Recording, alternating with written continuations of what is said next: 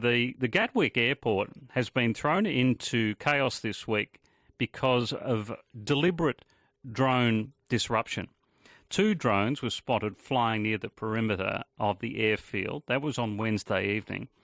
And Gatwick's Chief Operating Officer, Chris Woodruff, has said that 120,000 passengers had been due to fly out since the airport closed on Wednesday.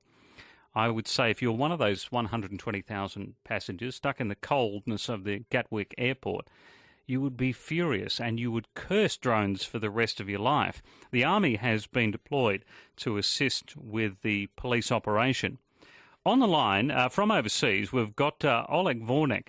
He is Chief Executive of DroneShiel. It's a company based in Sydney and the US, and their technology is able to detect and also disable drones. Hello, Oleg. Nice to talk to you, Justin. That question that the caller asked me before, that Mick asked me before, do you know the answer to that in Australia? What are people's rights if they see a drone on their private property? It's a fascinating question. My understanding is that today there is not a lot you can do apart from going inside and closing the blinds. In fact, there is a famous case, a law case in the US approximately 3 years ago, where a neighbor would take a drone and film his neighbor's daughter sunbathing in the backyard using a drone. And of course, the father got upset and got the 12 gauge out, the exact scenario that you were describing, and shot down. Oleg, are you there? Yes, sorry. I'm sorry, we just lost you. And what happened? He shot it down.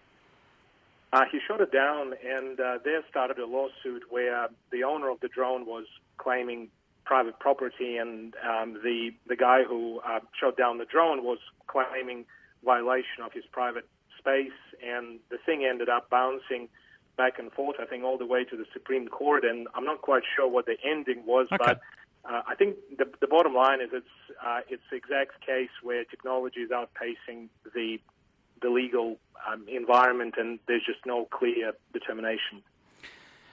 Well, 96900 693. Any lawyers or any bush lawyers that had heard what can happen? So, what is your company can detect if there is a drone in an area where they're not supposed to be, and can do something to them? How does that work? That's right. We operate different types of sensors to detect a drone and locate it. So the interface of the software that comes with the sensors looks a bit like Google Maps, and you see dots floating around the screen where the drones are. And I would imagine the police and the military at Gatwick would love to probably use something like that at the airport right now.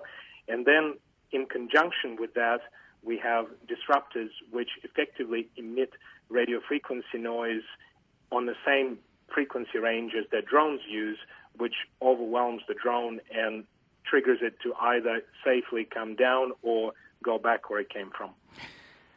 Oleg, tell me, what do you, as you see it, you're an expert in the area, what is the future for drones in the next 5 years, in the next 10 years? Are they going to be causing more mayhem than they help, or what's going to happen? We think that both the positive and the negative uses of drones are going to continue to increase. If you look at drones 5 years ago, an average drone was able to fly maybe for 50 meters and would run out of battery after about 5 minutes and would generally be very difficult to fly.